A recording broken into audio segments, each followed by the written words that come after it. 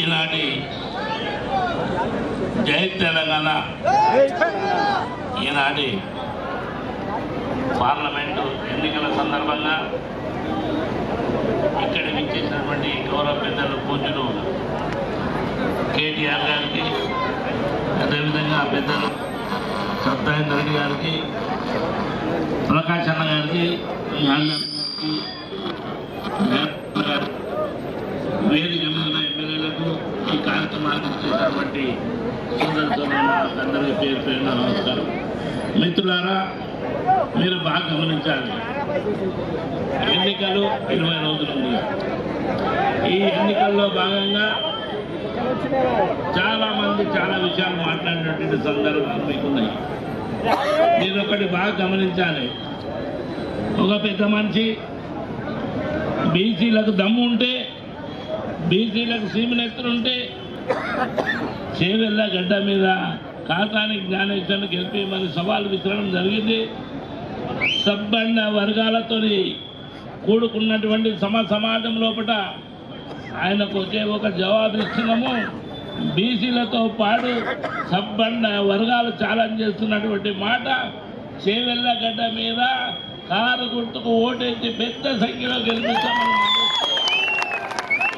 మన తడాక ఏందో ఆయనకు చూపెట్టవలసిన అవసరం ఉంది.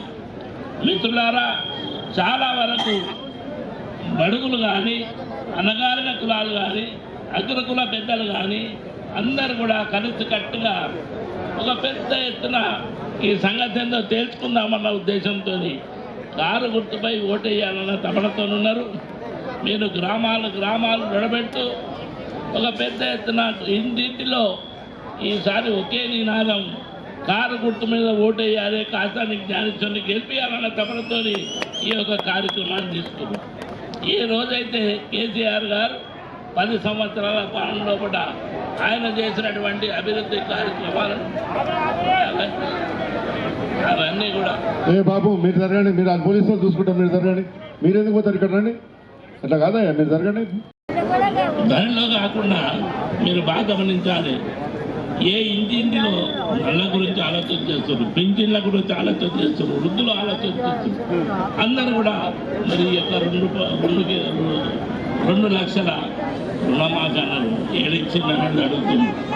అదేవిధంగా పింఛన్లు ఏడిచ్చిందని అడుగుతున్నారు.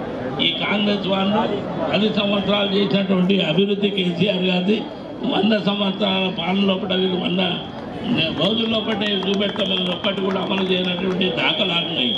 వాళ్ళని అందరినీ అడగవలసిన అవసరం ఉంది. దానిలో భాగంగానే మీరు బాగా గమనించాలి, వాళ్ళు ఆల్రెడీ కాంగ్రెస్ ఫెయిల్ అయినటువంటి కార్యక్రమం, వాళ్ళు ఎంత ఉరికినా వాళ్ళు గెలిచే ప్రసక్తే లేదు. తప్పకుండా చేవేళ